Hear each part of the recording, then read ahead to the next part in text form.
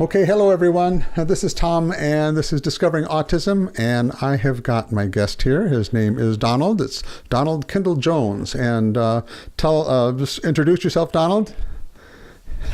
Hi, Tom. My name's Don Jones. I'm 58 years old. Recently discovered my Asperger's autism. And if you would too, tell people what you do professionally. I think this is something I'd really like to get into as well. Okay. I'm a musician, composer. And I produce music, record music. I play guitars and keyboards and computers. Cool. That's so cool. I would have loved to. Music was. I played guitar for about 30 years, and kind of got out of it when my hearing went down. I had a surgery on my throat. My voice kind of went. I didn't have the range that I did, and it was just sort of like So I kind of let things go, But yeah. I loved playing with keyboards and doing all of that. So I'm excited about hearing someone else that's gotten into that. Yeah, I've been a professional musician since I was 16. Wow. That's when I started playing for a real job, and actually that's the only job I've ever had. Uh-huh. I've never had a real job.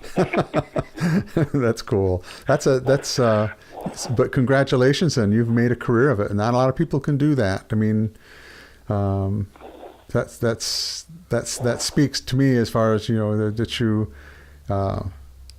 It's like being an artist of any kind of artist. You either make it or break it on your own true talents, and you've made it. So congratulations. Right. Well, I think it's just persistence too. A lot of it's persistence. That's it. Music was always my main obsession, mm-hmm. or I guess we could call it special interest. Wow. Since my earliest memories, really. I started taking formal guitar lessons when I was 7, and it was my idea. Cool. And but before that, we had little toy guitars and things around the house. I think we even had a sort of real guitar at one point. So I kind of don't remember not playing. Mm-hmm. Cool. And, so I started taking lessons when I was 7, and then when I was around 11, got together with a drummer, and we had our first band. And we actually did a few little gigs and stuff. Cool. And then I had a band all through the rest of high school, into high school, and had bands that played. And I started playing with a guy when I was 16. They played a lot of country clubs and,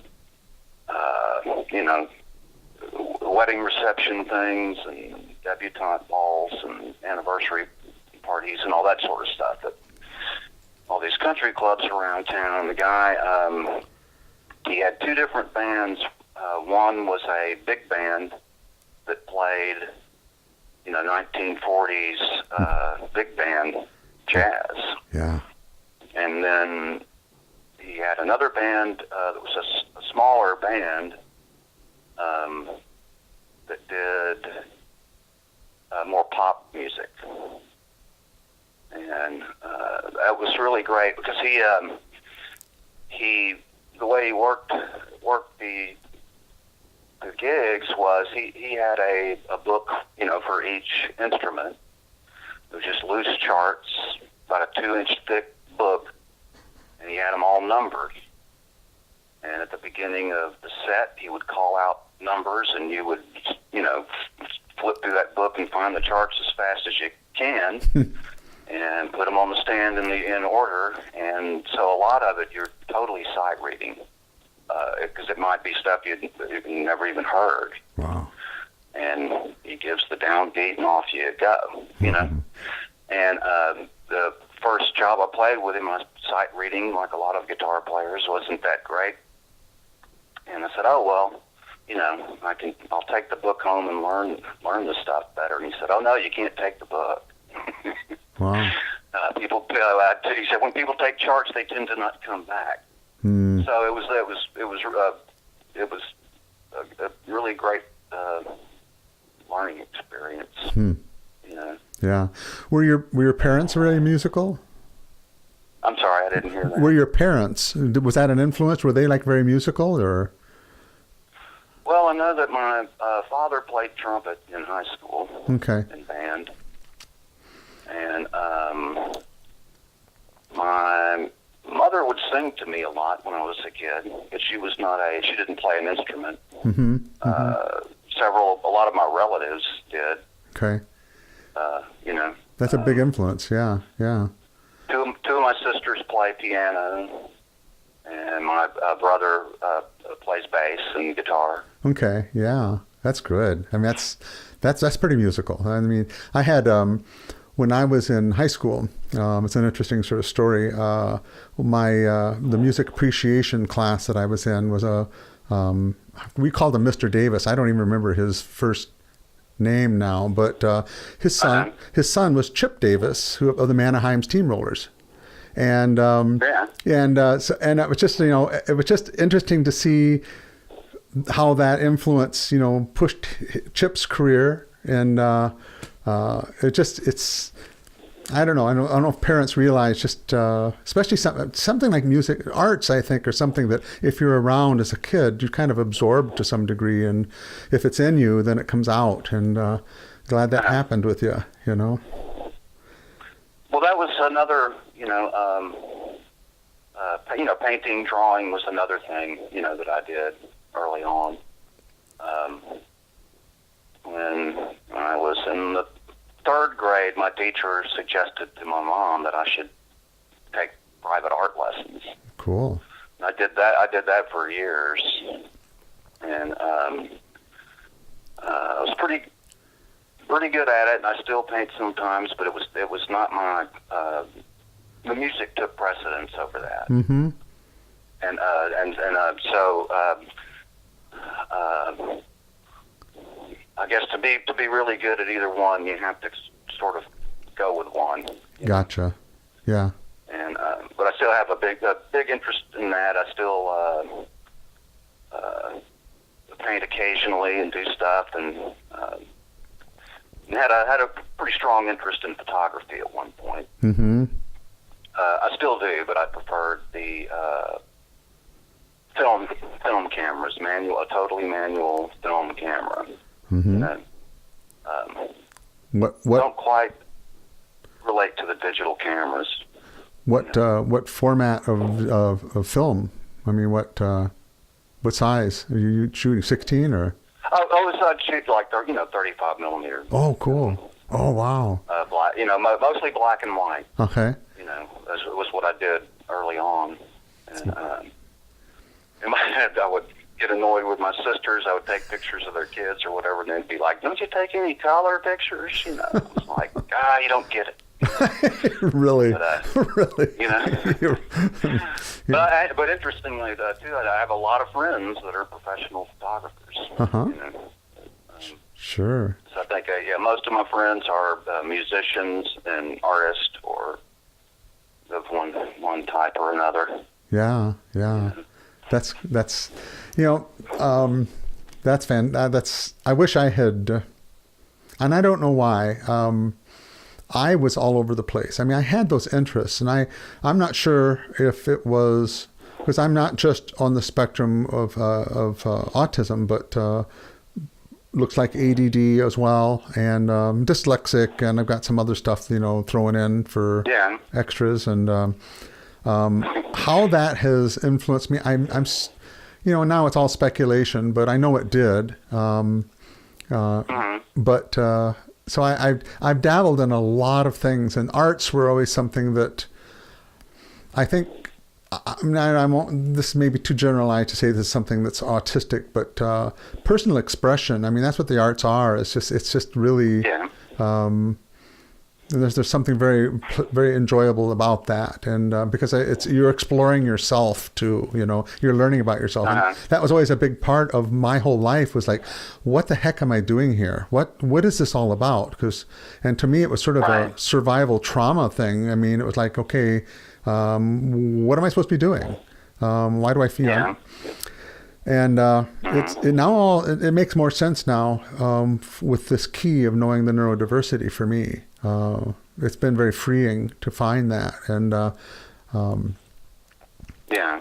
So, but yeah, it's as I look back, I see all these things in a real different light, as far as all those traits were there. I think part of it, in my case, I was I saw a trait listed where you may also speak at an earlier age than usual, and my mom always talked about that. And she said, you never talked like a little kid. You sounded like an adult speaking. Yeah. She said it was really weird. She didn't say, I don't know what the word she used. It wasn't something between weird and creepy, I think. But and so and I was talented in music and art, and so I think so the tendency with those things is, you're okay, because you learn to speak early and so on. But I did have a lot of struggles in school. When I think back again about it, I had a lot of struggles with, like my report cards when I was in elementary school. I always had minuses in self-control. That was always a thing, and I think I got in trouble so much for it that over time, just kind of learned to suppress that. And especially like on into junior high and high school, especially high school, I was really experienced the selective mutism they talk about. Really? I just wouldn't speak in class. I just kind of wanted to be invisible, And I might, I'd think of some classes where I think I may have never even said a word, all year long, and and so would have other, weird things like that. My mom talking to the principal a few times and them saying, well, he makes good grades, and, what's the problem? And I would tell them, I just don't like school. I just don't like being here, And so I really kind of, thinking again back on it, I didn't really relate to the other people, the other kids around me. I just wasn't interested in the things they were interested in. I never went to a single dance or prom or football game or anything like that. I didn't participate in school in any way other than going there, Yeah. And I didn't fit in, but I didn't want to fit in, Yeah. I thought I'm not going to make the effort to fit into this thing because I'm totally uninterested in this, So for me, I just couldn't wait to get out. Yeah. Yeah, I relate to that 100%. I came from sort of as I talk with more people, there's subtle differences and just I don't know how much of it was personality and how much of it was family dynamics and things, but I always felt I was part of my family dynamics was with my father, and sort of there was definitely rejection there of all of us. He really didn't want to be in that relationship, in that family. So that tied into me taking it very personally. So I think I was trying to find out what was wrong with me instead of realizing it was an issue with him. And that took me, so I think I always was doing things that were contrary to what I really wanted to do. I mean, if I had my way too, I would never have gotten on that bus to go to school. I don't really remember it as being, how am I going to put it? I didn't relate to what the kids were doing either, but I also felt like I wanted to belong. So I had that kind of a dynamic going on. And, so it's interesting how we all vary in that sense, you know.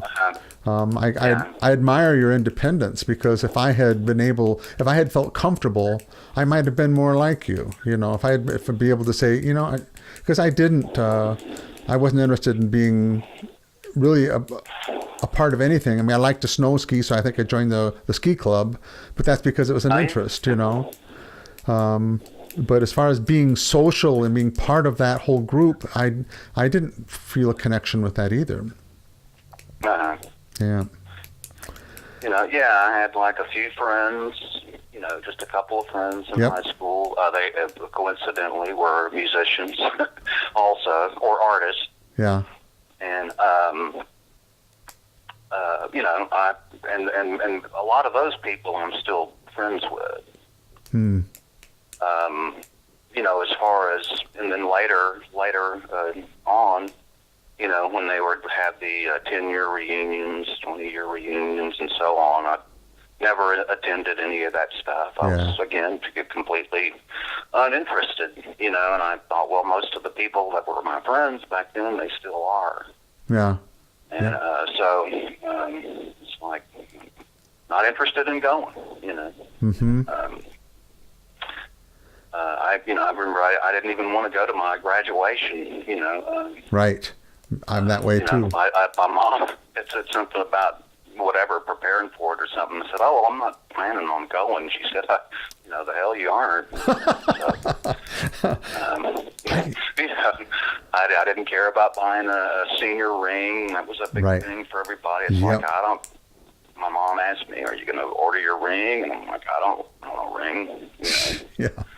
And she insisted I get a ring. So I got one. I stuck it in the drawer and haven't seen it since. I don't have any idea where it even is. You know? Bringing back a lot of memories. I'm going, I agree with you there. Did now, just when we talked before the program, what age were you when you discovered that you said, okay, I am on the spectrum?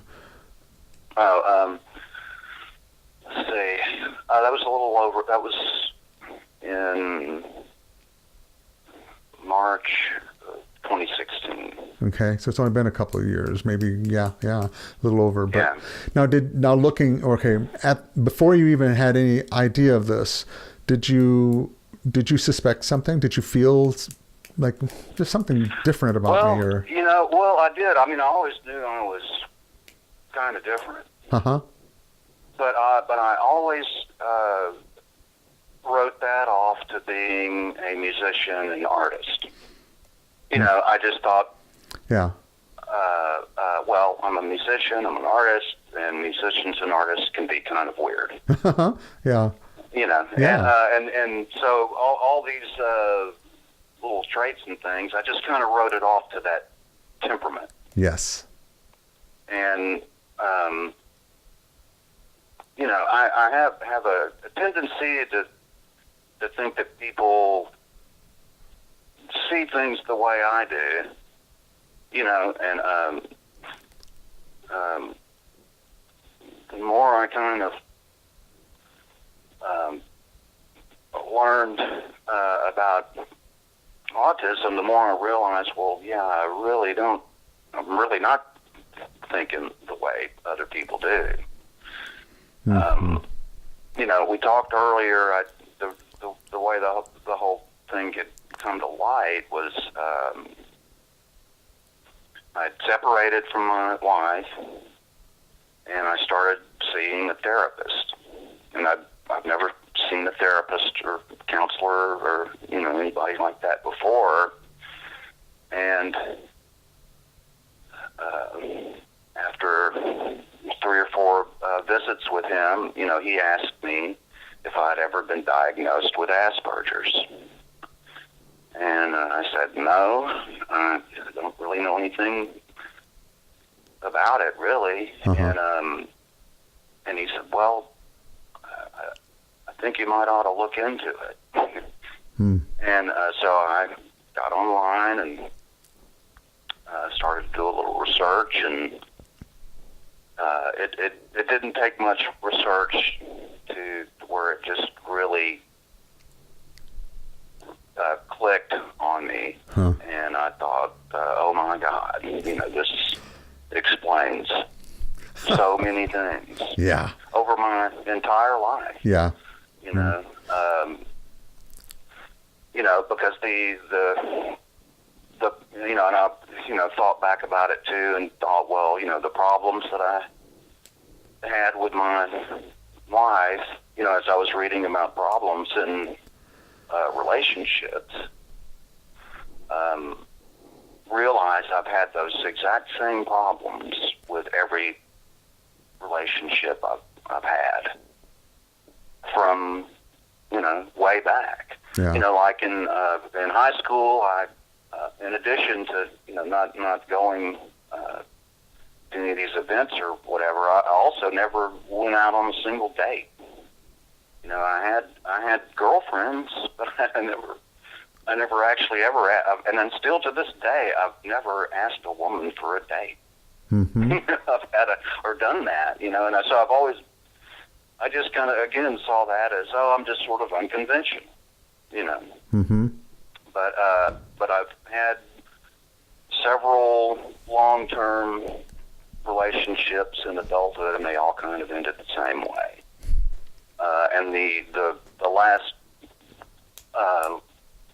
one with my wife, that's the only time I've ever been married.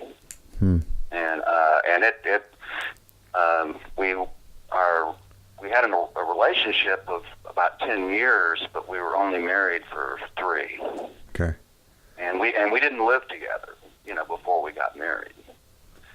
And so I think in looking back on that, I think the way that worked so much better was that I still had plenty of time to you know, of solitude. And but when dealing with the daily stresses of living with other people, she had a son. He's 19 now. Really good guy, you know, smart kid, and we always had a good relationship. But like you know, kids can be unpredictable, you know, and so like say I might be doing something, and him come in and say, oh, I've got soccer practice at 4:00, you know, and it would be, you know, 20 till 4:00. Yeah. You know? Yeah. Like, my God, why didn't you tell me this? Yeah. And so all that stuff was like a daily thing, and it just, by the time we separated, I realized now I was in a major burnout from it. I just could not handle it. And that, you know, I'm only really just kind of now, you know, sort of coming out of that burnout. Wow. Yeah. It was pretty intense. But I was really stressed, you know, by the time we separated. I was super stressed. You sound, this is an interesting thing. I'm finding out, because there seems like you'll hear people talk about meltdowns, and I have often wondered if that's ever happened to me. I've had some things happen to me that, and what I'm sort of finding out, and it sort of parallels with what you were just saying, is that it seems like one of the traits, or one of the expressions of autism can be where instead of it being a cyclical thing that is maybe over days or weeks, it can take months and even years sometimes for things to build. And this happened to me approximately, I guess about 12 years, 13 years ago, 14 years ago maybe, that I was in a job that it was, without going into the details, it was very high stress, and as I look back on that, I realized, I mean, I was making the most stupid mistakes, and at the time, I didn't understand what was going on. I mean, I knew it was stress and everything, but I couldn't relate it to being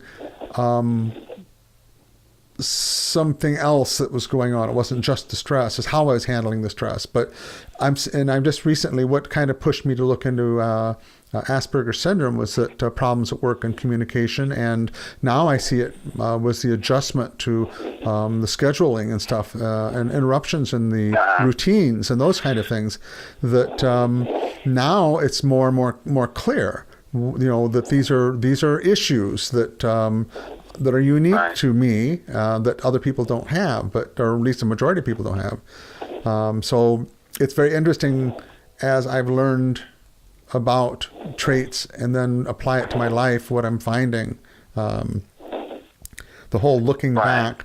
One of the interviews I had, somebody brought something up that was very interesting. She was saying that when there's nothing more basic to who we are than our neurological system, that defines who we are. And here, if all of our lives we've been sort of comparing ourselves, and if not even consciously trying to be, or at least sort of we compare ourselves with people who are neurotypical. And once we find that we're neurodiverse, it's like this huge revelation. And I don't know if you've done this too, but I look back to my earliest memories. I mean, this goes back to, I won't say to, I have actually memories of being in the crib looking up at the mobile that was above the crib. I have that kind of memory. Wow, that's bizarre. I have the same memory. It's one of my earliest memories. Yeah, isn't that? And it was actually playing some little music. I have that same memory. I was thinking of it not that long ago, actually. Wow. See, that's why you're a musician. I'm not, because I didn't have music on my mobile. Well, there you go. Oh, but it's just this is one of the things that, this is why I think it's so. This is why I think our videos like this and our interviews will be advantageous to people who are neurotypical, because they get to see another little glimpse into how our minds work and what our experiences were, and what this means to be diagnosed, because we literally go back through our whole life with a whole different filter of what all those incidents, everything means. Yeah, everything is different. Yeah. Yeah. And I still think I still go over that stuff. It was acute, when I was first researching all this, and but everything, you see everything in a different way of what was going on at the time. I mean, I've always had a strong light sensitivity. And not too long ago, one of my sisters had some photos she dug out of an album, and wanted me to scan them and do some work on them in Photoshop, clean them up and stuff like that. And I was seeing these pictures where there would be a bunch of us outside, and like I'm the only person squinting in the sun. Yep. And I think, and even at one point there were some pictures of me where I had bought some adult sunglasses at a neighborhood garage sale. I was wearing those sunglasses all the time. And and still, I mean, and then all through adulthood, I always wear sunglasses when I'm outside, even if it's cloudy, you know. Yeah. I think, and I have a frequent ocular migraines,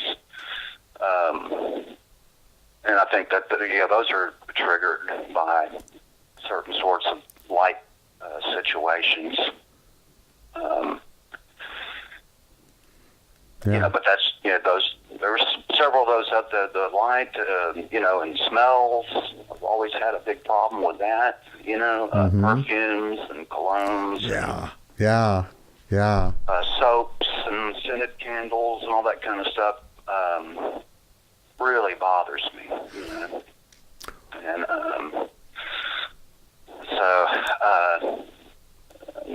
some of the other ones I've read about. Sound, it's really kind of certain types of sound, you know, that bother me, but loud sounds in general don't. I mean, being a musician, I'm sort of used to that, but I'm pretty good at filtering out things I don't want to hear, you know.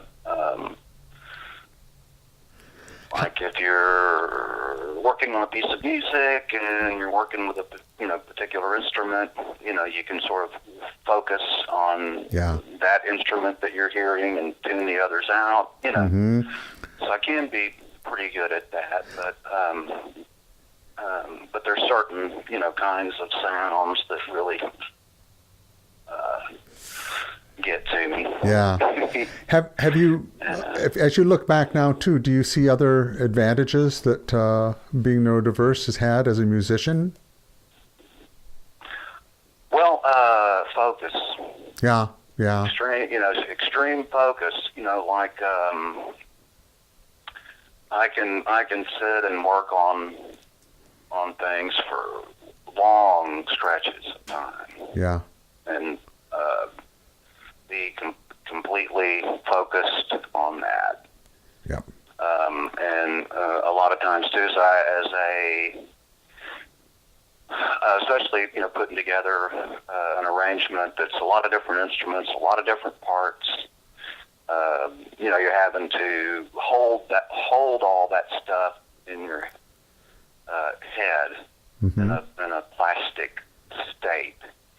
You know, where you can sort of move around things, you know, in your head, and how this would fit with that, and you know how everything fits together. Yes, so it takes a lot of concentration, you know, to keep all that active, you know, while you're working on it, you know. Yeah.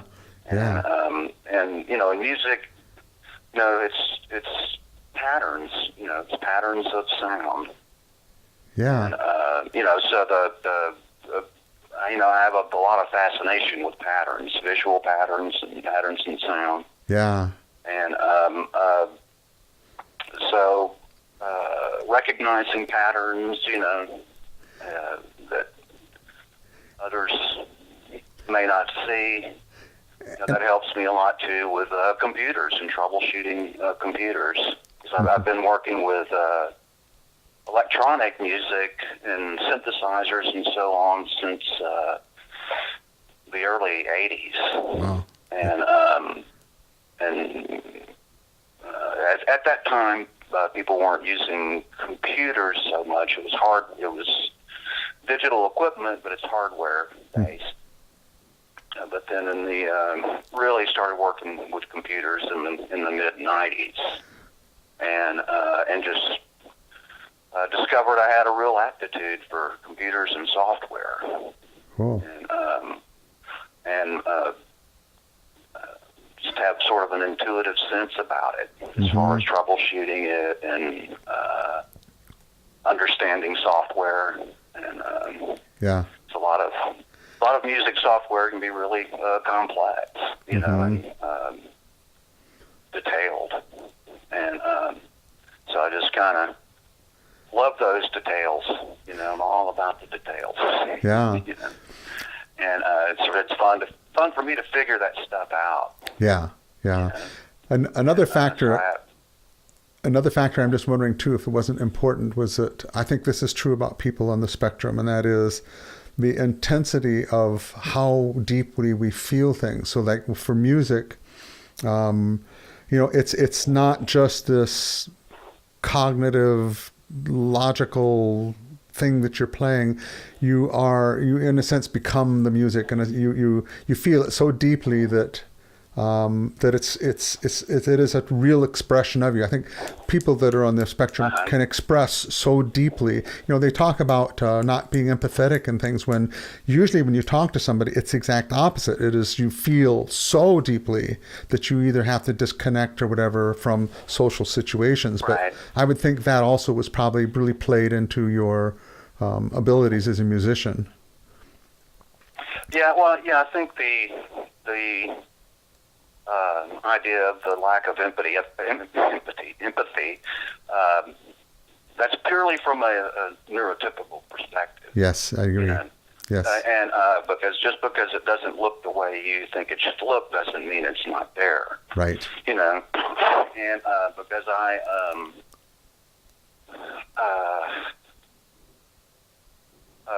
another thing I learned was I have really strong alexithymic traits. So I have trouble describing my own emotions, and a lot of times if you ask me, how do you feel about this? I mean, I'll just say, I did this in the past, be like, I don't know. Uh-huh. I don't know how I feel about that. And I can tell, that people would think that's a pretty strange answer, but it's true. Yes. It's like, I really don't know. I don't know how to describe it, But I really pick up on other people's emotional state, whether it's positive or negative. Yeah. And it'll really affect me. Mm-hmm. And I'll kind of actually take on that feeling, and to the extent a lot of times it's really unpleasant. Yeah. And so it's and it might kind of weigh on me for hours, this negative thing, and I won't know why they're upset, or whatever, but I can feel that they are, Uh-huh. Yeah. And and there was a story. I don't remember this happening, but it's a story my mom likes to tell. There's back. I don't really know when it started, but there was a radio show here called the Louisiana Hayride, and a lot of country music stars of the day, kind of got their start on that show. Elvis being one of them. Wow. And Hank Williams,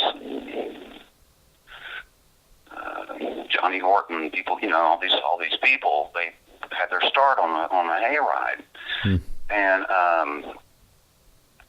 my parents would sometimes take me to the hayride. It's in a big auditorium, and there was a song called "I Want to Go Home," and then so the chorus of the song, the guy's repeating that over and over. I want to go home. I want to go home. Yeah. So we're at the concert, and the guy's singing this song,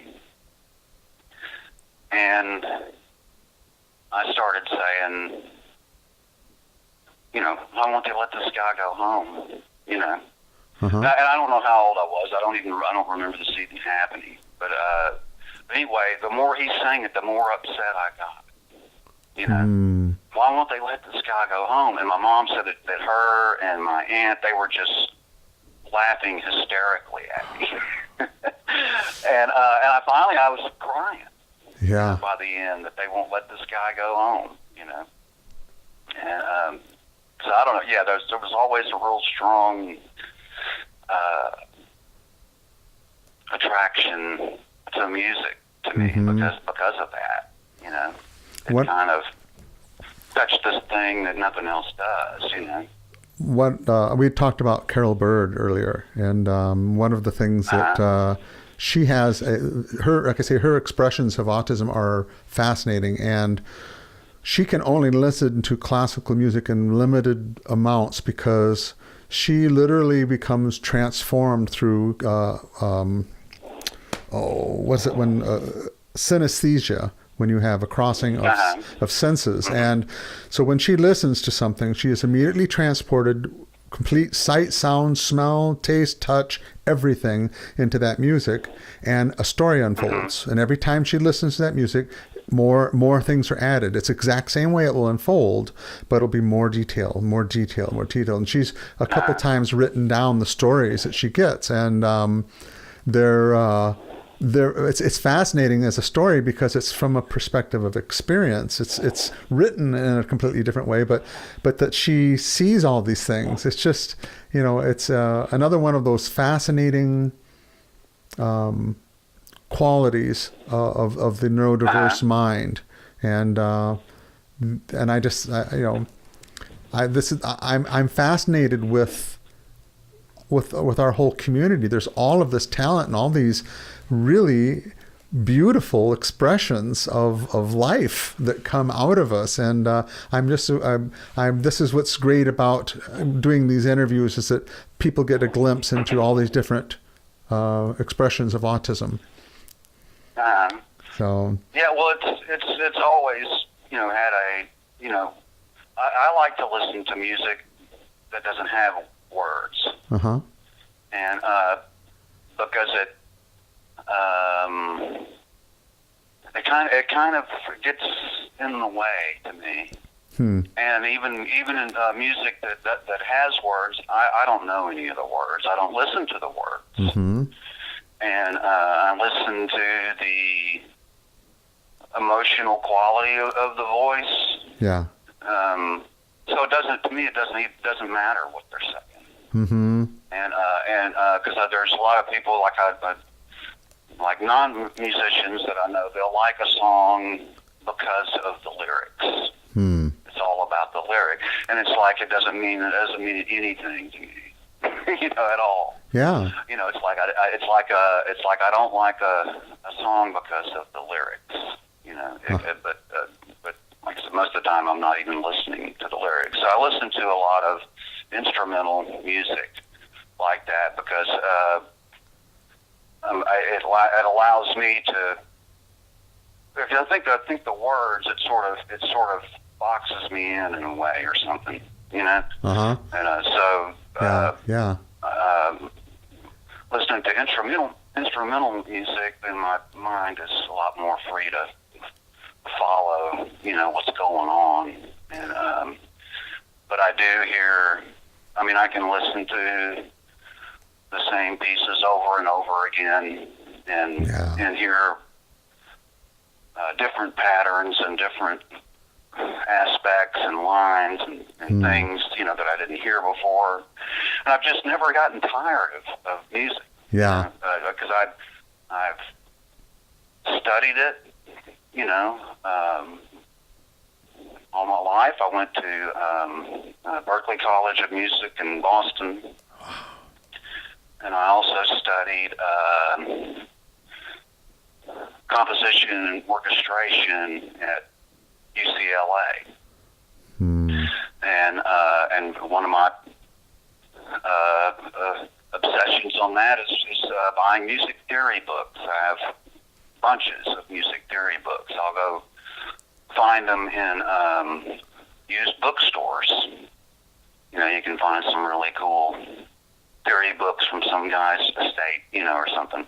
And it's like I can study it on a intellectual level and learn a lot about it, but it's still this very mysterious thing. And so I've never gotten tired of it. Yeah, that's great. And so I just keep doing it. But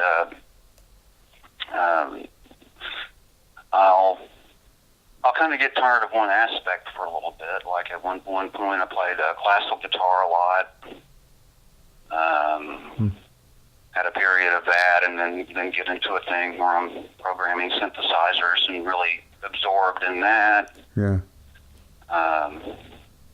And get interested in writing for real instruments, orchestral instruments, and get really absorbed in that. So I kind of move around in different aspects of it, but the underlying thing never goes away. Yeah, it's interesting what you said about not listening to the lyrics, because you just made a connection for me, because I never understood why.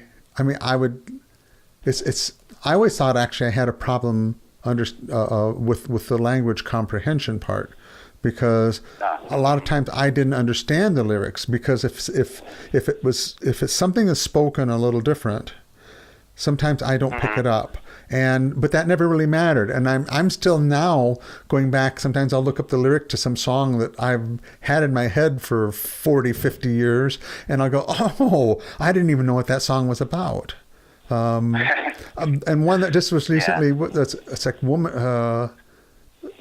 Was it not the Kinks, but who was they did the woman in the black dress. It was that was the Hollies. The Hollies, that's right. And Woman in a black dress. Yes, and and I always liked that song, but and it's the first, and then literally like a week or so ago, I looked up and went, oh, I had no idea what that, and but it's just, and now it makes sort of sense to me. It's like, yeah, that's right. It was always the music and not the lyrics anyway.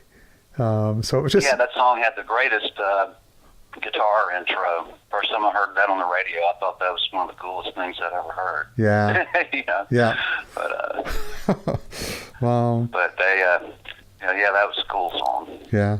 But that was a big obsession of mine as a kid, was listening to the radio, Yeah. And I had a friend of mine, when I was in elementary school, and he had an older sister. She was 5 or 6 years older.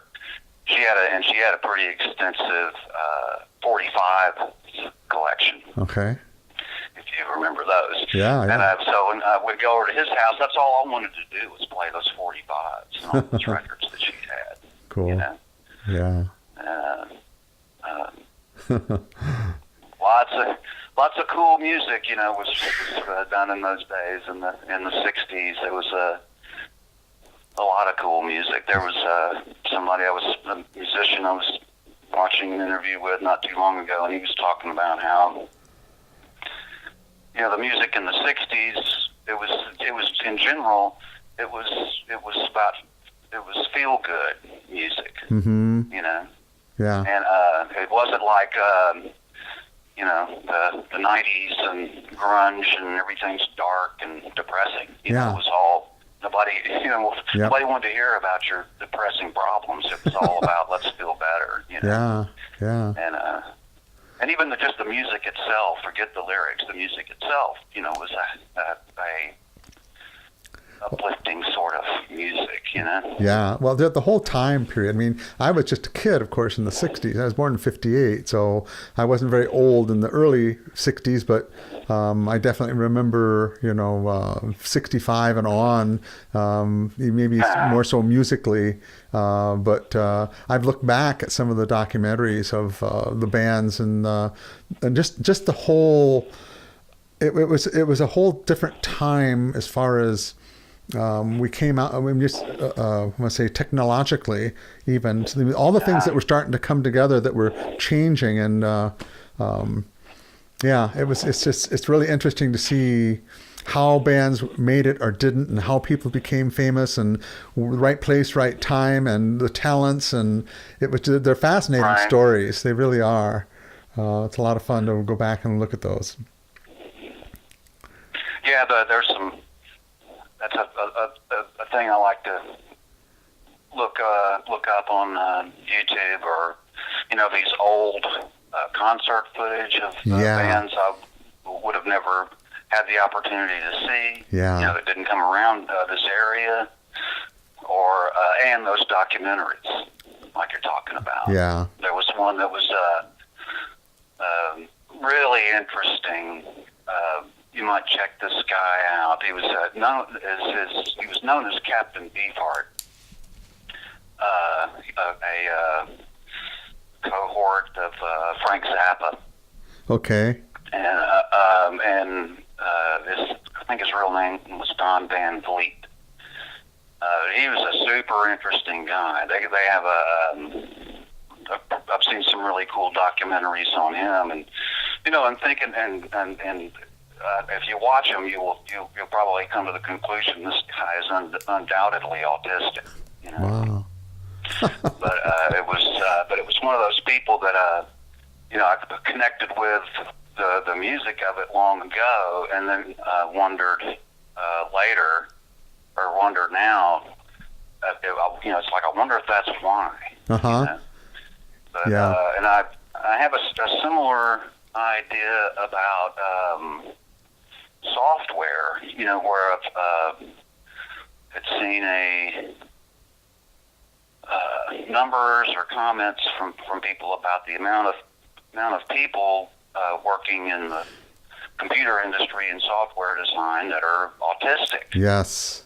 Yes. And because there's a lot of, like I said, there's a lot of software, I just sort of understand it intuitively. Yeah. And rarely have to crack a manual on it. I was going to bring that up. And I started to wonder later. It's like, I wonder if that's why I understand it, because it's written by another person that thinks a lot Right. like the way I do. Well, this when you were talking about why neurotypical people are completely baffled. Interesting. When you were talking about just sort of computers clicking, I was saying, yeah, that kind of does for me too. And I was just thinking of this same topic, was that a lot of people in Silicon Valley tend to be, and some of I don't know if Steve Jobs was, but there's a higher than average percentage of people on the spectrum that work within computers, and it would make sense that logic would transform into the code and how things are set up. Fascinating topic. It really is. I have to get some people that'd be an interesting interview. I'm sorry, I missed that part. Oh, I said to be an interesting interview to try to get some people that that are in that industry that are autistic to talk about what they think what their perception of the industry is and how it's influenced by autism. Mm-hmm. So well, I mean, I think it by all accounts it's greatly influenced by it. What do you think about music? How many people have you run into that you now feel were either that were on the spectrum? You see that much, or have you thought of that much?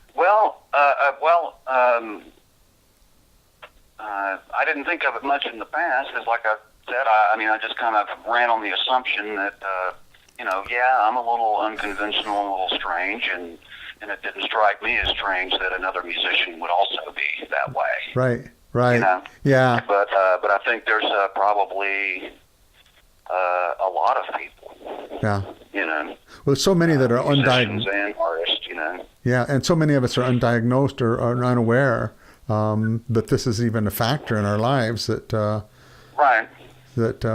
So, well, we're coming up. Actually, we're about 54 minutes in, and this is kind of springing this on you. I should have said something before, but can you think of anything? I mean, if in your experience, if there's something that you could share with people that are on the spectrum that you think is important as maybe an inspiration or something that just is a food for thought, and the same thing with those people who are neurotypical. If there's something that you could, Well, okay. Well, I would say to find your niche. Find what you're good at and pursue that wholeheartedly. Yeah. No matter what other people might tell you. Because I think when I was around 12 years old, I told my mother I wanted to be a professional musician. Wow. And I thought she was going to cry. Like, oh my God, you're going to be another one of these crazy musicians. Uh-huh. And, but I didn't let that deter me. Fortunately, my father had no problem with that idea, And actually, when I first started playing live in bars and clubs and stuff, he'd come see me all the time, And he wasn't trying to keep an eye on me. He was interested in what I was doing. Cool. So they were. I guess when it became apparent that that's what I was going to do, they were pretty supportive about it. Good. But a lot of people aren't, and so you may have an interest that's unusual or kind of offbeat or whatever. But if you're good at it, pursue that and don't try to conform to a path or a job or a life that's not in your nature. Yeah. Yeah. Because it will only cause you stress, like you were talking about with the job you had. Yep. Absolutely. Because it's kind of like what I realized early on with looking at autism traits. I thought, wow, there's these things that I've always had a problem with that I've tried to make better, but they're never better. Yeah. I never can get them to be better, and so realizing that also is a great freeing thing. Mm-hmm. It's like, okay, well, I can stop stressing out about this and find a way to work around it. Yes. Instead of trying to keep hammering at this thing that's just simply not going to work. Yeah. That would be my... That's great. Biggest, I guess you could call it advice, but just find what you're good at and pursue it. Yep. And I think an important point of that too is that you've got to be honest with yourself. I mean, if because I've known some people that because of social pressures or family pressures or personal opinion, if they're diagnosed, that they fight it. It's like, I'm not one of those autistic people, And Right. And so there's also just an acceptance of who you are, and it's certain people do struggle with their traits, but there's so much good in that too, and I guess also to find that good, because it is there. There are some fantastic things about being on the spectrum now. Maybe not for everyone, but so that's to add. Yeah, that. well, there's I see that on some forums where I can tell it's a younger person that's diagnosed, and they're pretty dark about it. Yeah. And I think a lot of it's like, well, they haven't found what they're good at yet, Right. And but there's for me, I'll say it's worked more in my favor than against it. Mm-hmm. Yeah. And there's problems, but usually I can work around it, and also too, just knowing about those now can save me a lot of stress, because I know this particular type of thing is a problem for me, and I'll limit it or mitigate it or bypass it completely. Yep. And but that's one thing I have become in the last couple of years is a lot less stressed. Yeah. Because I'm not trying to do these things that other people seem to not have a problem with it. I should be able to do this. Right. But I can't. I can't do some of these things. But all in all, it's worked in my favor in my things I've pursued. Yeah. Well, we're about up to the hour here, and I think that's about people's limits of what they want to listen to. We always can come back for a part 2, and okay, yeah, I really enjoyed talking with you. Thank you, Don. And I really enjoyed your other videos. A lot of really good stuff. Well, this will be one of the good ones too. This really will. I mean, you had a lot of really great things to say, and I think people will get a lot out of your experience. And I thank you very much for being You're welcome. Coming here. Thanks for having me on. Okay, and I'll just say goodbye to everyone here on air here. And again, thanks, Don. And by the way, he is the one who he gave me the theme music that I'm using for my channel here. So that is was donated by Don, and I do appreciate it. So everyone knows. Yeah, certainly. Okay. Yeah. All right. And talk to everyone later. And let me go ahead and kill the camera here. Good day.